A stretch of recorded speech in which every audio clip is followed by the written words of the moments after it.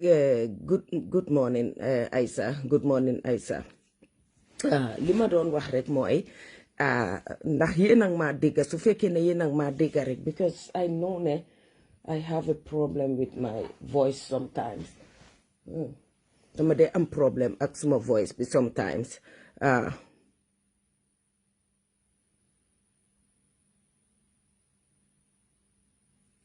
Waaw li ma doon wax rek ne mooy this Nyang Jai thing loolu laa doon jéem a indi ma ñëw pour respond some of it because it's a mix bari na different problem ku nekka everybody ku nekka dangaa gisee dara noo ko war a gisee ku nekka dangaa am dara noo ko war a demee. And I feel ne Nyang Jai did very wrong. Warutona def lim def indi ko sax si media bi. If not that, if not ne sax si kaf la ko defee or he did it with impulse or making a joke with his gardener, lolo, that is his own business. But let reality be the reality. And then you wax dëgga bi. Some of us, we take things too far. Some of us, we hang dañ dee jël benn issue boo xam ne rek mu distract ñu from the reality of what is going on. Though man when it comes to li Nyang Jai def dafa war a génn mu apologize mu move on, everybody move on, but war ko justify, come out and justify it. No, dafa laal ñu bari te most ñu bari dañ ko gisee ne dafa violate the right of the boy ba pare daf ko abuse daf ko bully. The abuse the bully, that one I think Bobu is very harsh to say so because ku dem moom am na ko ak boy bi am na lum ko dee def te I feel ne Nyang Jai would not du gis boy bi téye ko këram te du ko dugal ci lu baax o mu educate ko loolu yépp dina am parce que man suma kër fii soo amee 12 years sax you go and throw the garbage pour nga am sa weekend money. So rombe 12 years, you wash your clothes sometimes. You do a lot of things. Lo xamne mo la jox nga an li nga wara defin. Lolu pour jangal xalel la rek pour muna an sa money when you are xamne xalis bi du nonu lañ ko ané. You have to work for the money. Like I work for it. Mag ewo suba dem liggéeyi weer bi dee ñu fay ma salary yow itam nga dimbale ma si kër yi sani newspaper sani mbalit o nga jël sometimes hoover somewhere or may tooga nga ñëw dogal ma maybe vegetables loolu yépp ci jàngal xalel responsibility la ak di ko fay di ko jox every week allowance yow doo jóg rek nga jël allowance dugal ko ci account xale bi mu foog ne it's easy to earn that money waruta def dara pour earn that money su demee ba am age bu mu war a earn money du understand.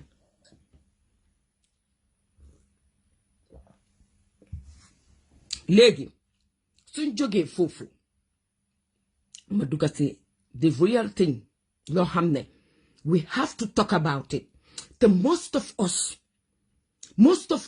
duñ dee génn ñu discuss ko. Bu yaagut dugaleen ci suma Facebook live bu ma def a young girl ku ñoo ooyee Kadi Jaaju dañ ko abuse biiral ko te ki ko abuse biiral ko dafa ñëw kidnap ko moom mu yóbbu ko papaam yaayam ak moom ci boppam ak seen sëriñ bi ñu ne dañoo génne biiri xale bi balaa moo feeñ. What happened? Xale bi dafa dee ci process bi doom bi ci biiram bi dee ci process bi and the girl is only 16 years old like the same age bi boy bi am ñu jël tiisaatam bi sànni ko ci septic tank dooru ko abuse ko waaye kii abuse na xale bi ba pare rey na ko rey doom bi ci biiram bi and they are walking free just because in this system dafa am onkulam bu nekk ci système bi mu bàyyi ko mu dem wax naa fi sax ne leen bindal leen ma ci seen wall yi #justice for Kadi Jaaju gisuma kenn ku ko def ci woolam kenn. kenn ku ko def ci woolam Let's talk about reality. Not just because of I hate this person, or this person maybe is not supporting the same party I'm supporting, or this person living la public figure la.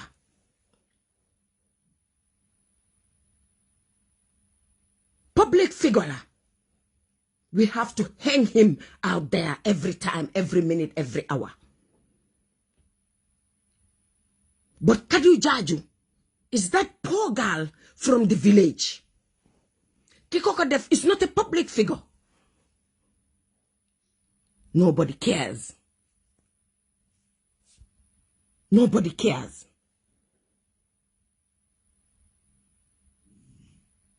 Nobody cares. Hola nyata 16 years old, mo neka mile 2. Suñ demee mile 2, tase fa real criminal ñu gëndé na jangal criminality. Boy biñ jappa ci sàcca diko tour ndox mu sedda. Nobody talks about it. And that one too, it's a youth. Lan system ko fail ba munuta am liggéey muy ut lu mo am. But though ñang jaay jox na ki liggéey bu mo ñew di def pour mu mun ko fay mu an something ndax mu bu mu def yefi criminal génn guddi di sàcca o muy rapino ci.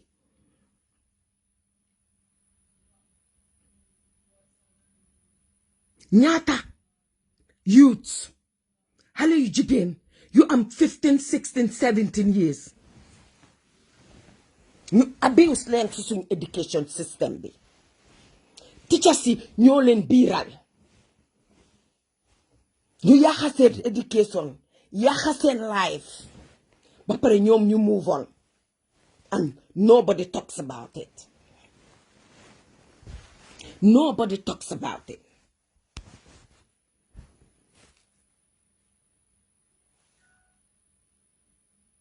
Lii mooy liñ war a jóg di ko wax, lii mooy muñ war a jóg di ko xeex. Not everything rek dañ ko war a politicalize. Not everything that happen should be about politics. Gambia is sinking. ñu ngee dem direction boo xam ne dañoo ekkati si loo xam ne si suñ dëkk bi we wouldn't like it. We wouldn't like it. Gambian bi civilized na, Gambian bi bugut problem, Gambian bi bugut war, Gambian bi bugut sax yëfi xeex. Waaye direction bi ma gis ñuy demee as Gambians, we have to be very careful. We have to be very careful. Some of our youths are doing great. ñi nga gis ni KCST bi bañ ko jógee xeex ko wax ko dañ jël ñu jox ko stadium bi. Loolu lañ war a def. We have to look. Dañoo gis positive ak negative bi. When we talk about the negative things, añ leen ñu ci boole any tom dikam xaari. System bi moo njëkk a fail youth si. System bi moo njëkk a fail suñ youth si.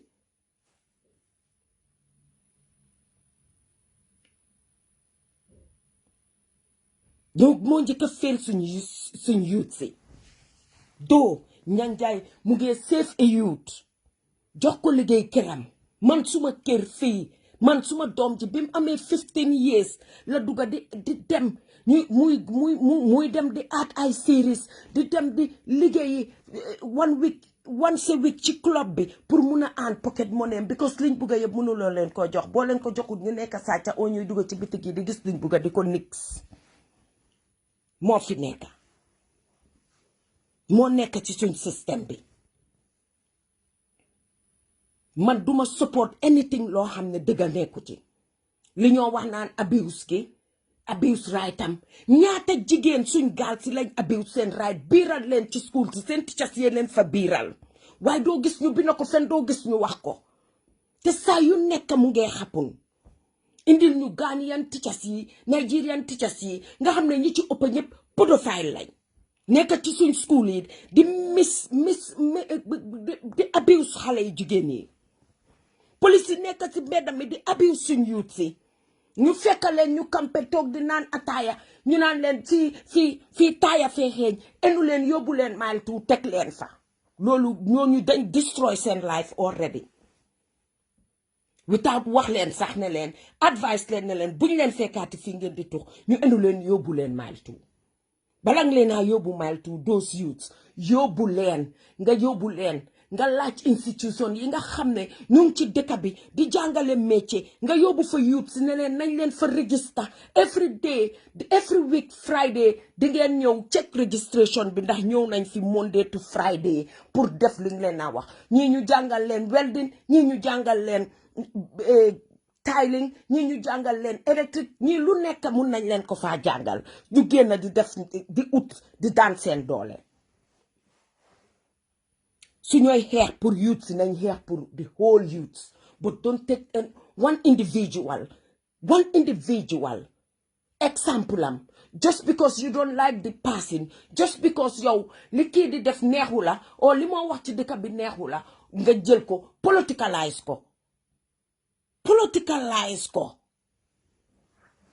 lopitaan baa nga nele jigéen bu fa dem di dee wusin ñaareel di nga dee ku fa dem ñaareel feebar need oxygène mbaa nga need anything loo xam ne deret la oxygène liy save sa life amu fa duñ ko wax duñ ko binda bariwut suñ yut saa nga nele di jël backway bi ñu di leen deeloo kenn jógut di ko xeex pour buñ deeloo yut si backway bi yut yooyu ku ci dem soo amul mental problème di nga am personality disorder dooy xam li géej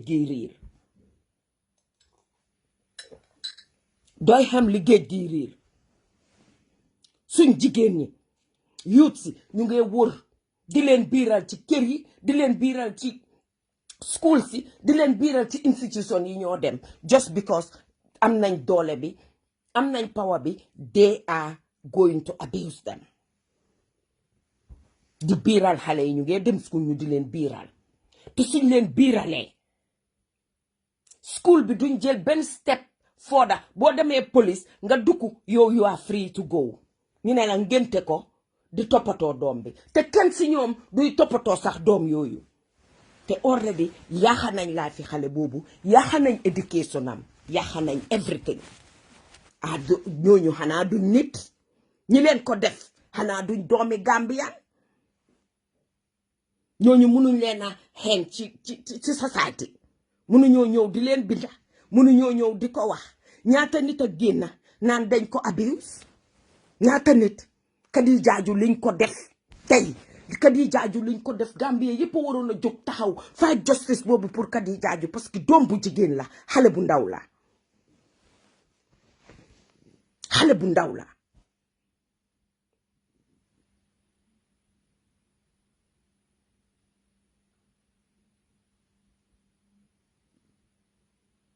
xale bu ndaw la Kadi Jaaju xale bu ndaw la rey ko rey doomam bi ci biiram bi just because yow xam nga ne you are yow mun ngaa escape that justice saa yuñ demee pour seen case gi ñu ne la case baa ngi justice department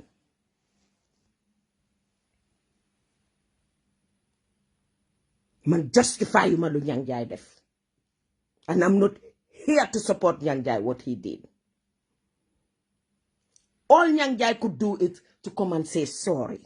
But still, Nyang Jaay has saved one out of the street. One way or the other. And Genana, Demba mo papi boy be. Facebook Live. And I don't give a damn about Nyang Jaay. And I don't give a damn about this. Man, my fight is for every Gambian, especially our girls.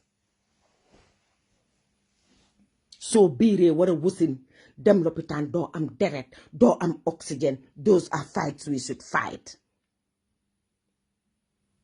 So deme school nga war fa safe sa teacher abuse la biral la. Those are fights we should fight. nga nekk ci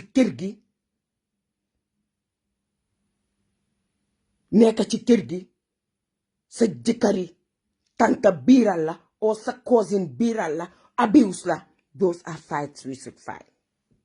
Pedophiles yi ñëpp a ngee dox ci mbedda mi and they are walking free. They are walking in our schools. ñaata xale yu jigéen ngeen fi gis ñu ne teacher bee ko biiral. What comes out of it? Yàq seen education. Those could be the president of Gambia or vice president, or they should be teachers, or they should be something in our society. But they drop out of school and be a victim of the system.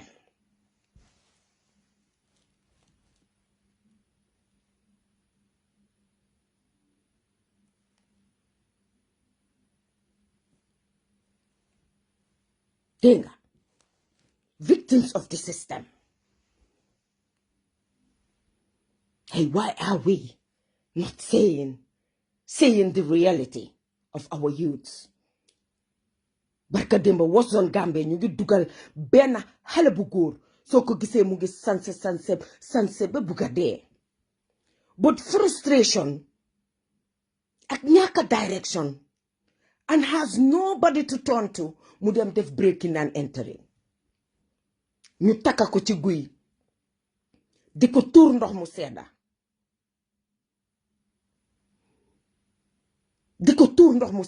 Ndax kooku abiw suñ right am because sàccat dafa dem sàcci du ko kër jàmbur loolu taxut ñu abuse ko abuse right am.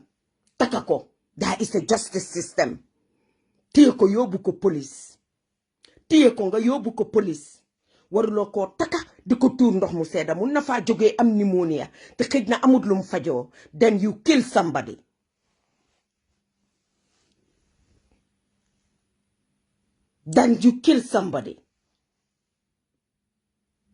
Bilay Binta, very evil. You have killed somebody.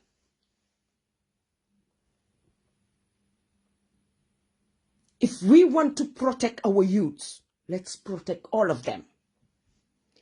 Suñ bëggee protect suñ youths, let's protect all of them. If we want to talk about bullying our youths, let's talk about the system that is bullying them. Especially the mile 2 system. Taking our youths in the very young to 14, 15 years in mile 2.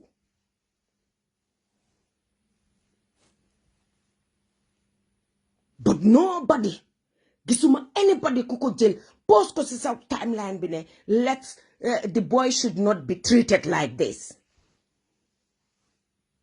Koku lañ violate right am. The way they treat it.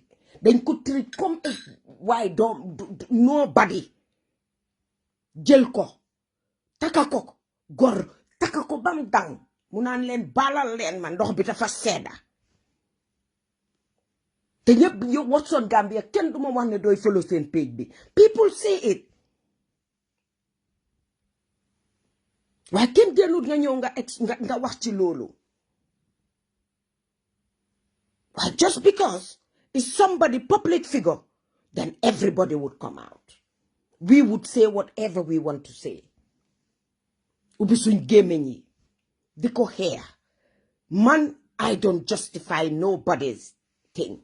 Man, I'm here for the reality. And I'm here for the truth. And I'm here not to judge nobody.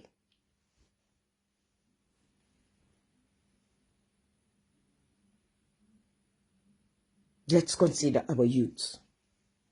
Suñ youths, they are suffering. They have nowhere to go. They have nothing to do. There is nothing for them.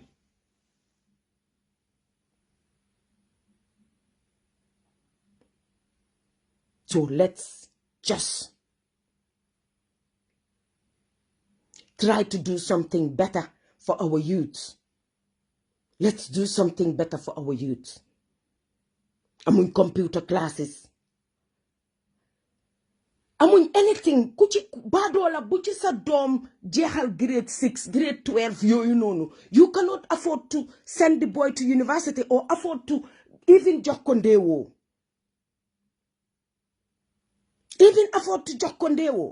but this boy is walking his way out at Njanjai's place. And even man suma demon Gambia gis a 16 years old 17 years old boy roam around me dina la jox something to do ma di la fay something pour nga rek bul nekk ci mbedda bi di def yenn yi parce que suñ doom yi nekk Europe yéen a ma gën a xam yéen bi nekk ci Europe gi 16 years bu ko sa doom amee mun naa dem earn pocket money from 15 years mun naa dem di earn own pocket money am parce que njaboot gi ñun mënuñ leen a jox liñ soxla yépp either it's gardening either it's lii either it's lële man suma doom ji first job am mooy dem ci bitiki di stuff hills yi di jël goods yi di ko def in place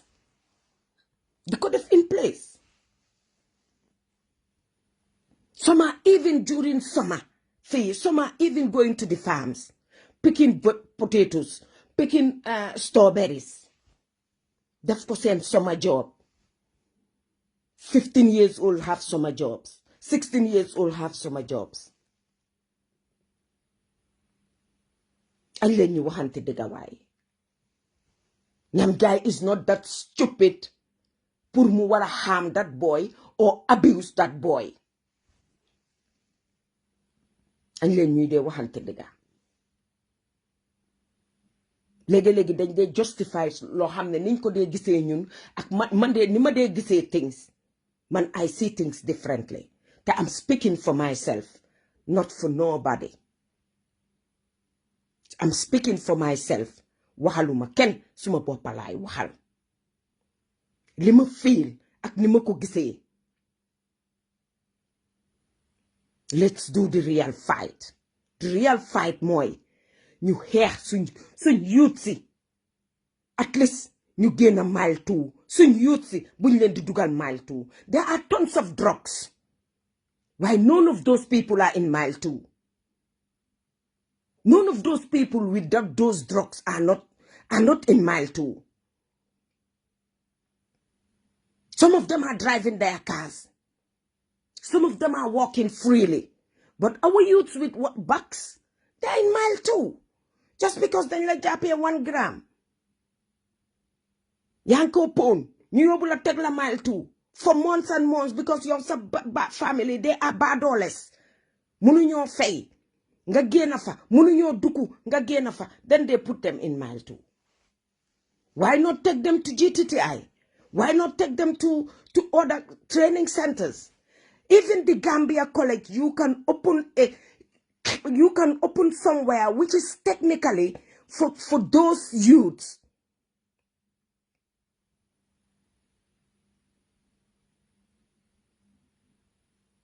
For really, it's for those youths. ñu yóbbu leen fa di leen jàngal métier bala ñu leen a bàyyi ñu dugg ci society bàyyi leen si seen kër yi suba teel buñ eewoo and you make sure ne am nañ pass buñ eegee fa ñoo dem pour def seen technical work si am nañ pass buñ ñëwee because seen responsibility la am nañ pass buñ ñëwee si kër gi buñ defee those works already most of them mun nañ ci sax di dugg ci di jàppale ñi nga xam ne ñu ngi sampa di lifin ñi nga xam ne ñu ngi lifin ñu jël ko ñu jox leen liggéey yu sew ñuy koo def di ci an seen daily living an si seen jëgi cigarette an si seen jëgi ataaya an si many things loolu mooy the important thing you focus on most of these teachers yi nga xam ne ñu ngi biiral suñ raka yi suñ jarbaat yi suñ doom yi ci school si put them in prison with exchange with those boys ñooñu ñoo war a dem prison ak those big drug dealers ñooñu ñoo war a dem prison Gambia if you know somebody knows somebody you escape anything you do there is no real justice there Kadi Jaaju is killed Kadi Jaaju rey nañ ko rey doomam bi benn tey dara génnu ci file baa ngi justice department xale bi ñàkk na bakkenam family they are helpless hashtag justice for Kadi Jaaju and I cannot get it anywhere hashtag Kadi Jaaju doomi jàmbur la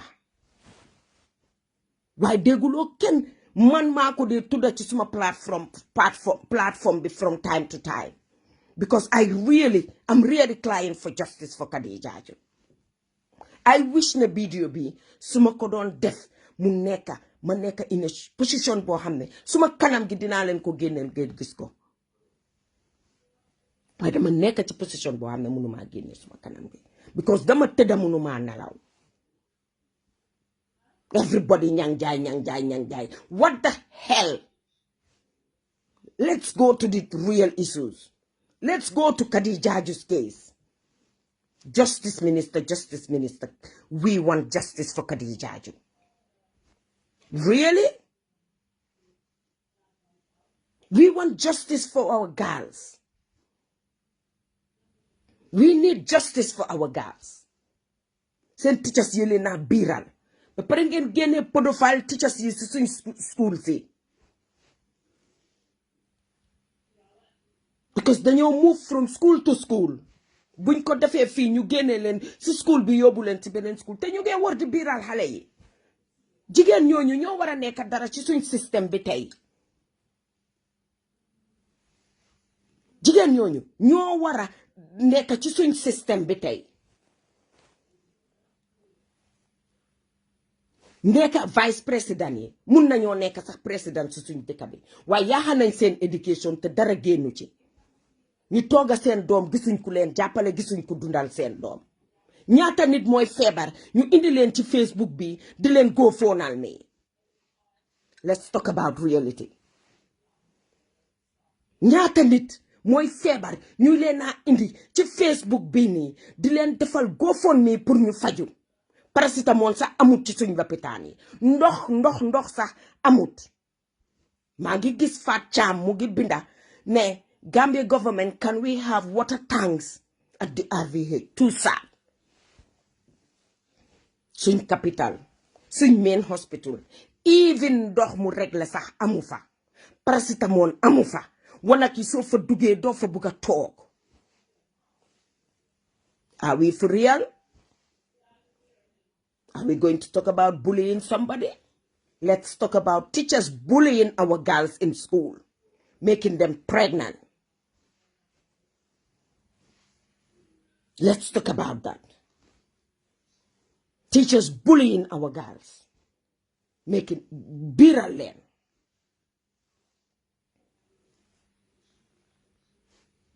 Let's talk about that. Kilifa yi nekk ci seen kër yi di tëddoo seen bindaan yi seen jarbaat yi. Let's talk about that. Police yi bully suñ youth si di leen dóor di leen yóbbu gannaaw comptoir di leen film. Fii la góor gi mbuub teg doomi jàmbur yi gannaaw comptoir téye caméra film leen ñoom ñépp di ko won àddina si yépp. ñooñu ëllëga si bit dañoo nekk papi jàmbur doomi jàmbur lañ te dinañ nekk dara ci society bi. Do we call him bully? Let's talk about the reality. This has nothing to do with Nyanjai bullying or Nyanjai did. This was just impulse thing he did, and he came out and clarified the situation. Let's move on and talk about the reality. How many promises actually happen yep? Corruption bi nekk ci suñ dëkk bi yep. Nobody sees that. Dem leen RVH, you would face reality. Dem leen ci school si ngeen gis xale yu jigéen yi. Léegi bu njëkk ba ñun passing out ci school, passing out lan la daan nekka. School si di compete round us, di compete inter school, di compete basketball. Waaye léegi passing out ci school si saka primary school lan la lonchon seel lañ daan am ak vasa yi nii moom lañ daan am ci school léegi passing out lan la ay dañu oo tama oo ñu oo sabar xale yi di lëmbal ñii di teg seen tànk yi ci toogu yi ñii di fecca bay wàcca suuf di pasa sol yu bon. let's talk about it. am na ku doon bugg a dugga ci live bi waaye mënuma la woon a jël because su ma la jëlee rek dina fàtte li ma doon bugg a wax moo tax jëluma ko woon waaye xaw ma kan la nag you can try nga seet xaaral ma seet ndax dinaa gis kan la woon xaw ma kan la woon añ leen ñuy wax dëgga añ leen ñuy jaarale yépp ci dëgga di ko jaarale yépp ci yoon because dëgga bi rek dëgga bi rek mooy dëgga bi no matter which political party you're supporting, no matter who you're supporting, no matter who you like and you don't like, añ leen ñu ko jaarale si dëgga man tumaay am ñëwaat borom ñëwaat na ok kii de xaw ma ko aat naa la de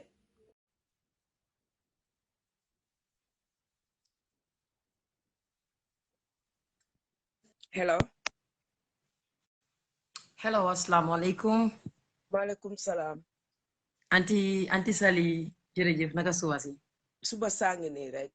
Thank you so much for this live and am na yu bari yoo xam ne dégg naa ko foofu noonu I agree most of them I disagree why is our opinion and ku nekk loo mun a wax rek comme ma ñëwee si ST you know ST li nga wax is very true ST dafa nekk a young person yaa ngi understand dafa nekk koo xam ne ñun suñ ko jàppale wut kan moo koo jàppale as Gambians ñun as young people te ñu ngi jàppale Senegalese artistes yi ñuy ko foofu laa koo dooree because dafa métti gis nga society bi tey ñun ñëpp ñoo ko mun a defar this is not a hand of a single person yaa ngi understand ñun ñëpp xam nañ the kind of system we are having system bi su ñun la Anti Sally which is very right nit ki soo waxutee dëgga rek dangaa wax lu dul dëgga fen ngay wax yaa ngi understand ST gis nga man fu mu nekk suma main Facebook bi bu am huge followers bi dafa am dañ is restricted because of that tribalism la nit bugg a play suma own photo yu ma dugal which is not nice ñun ñëpp as Gambians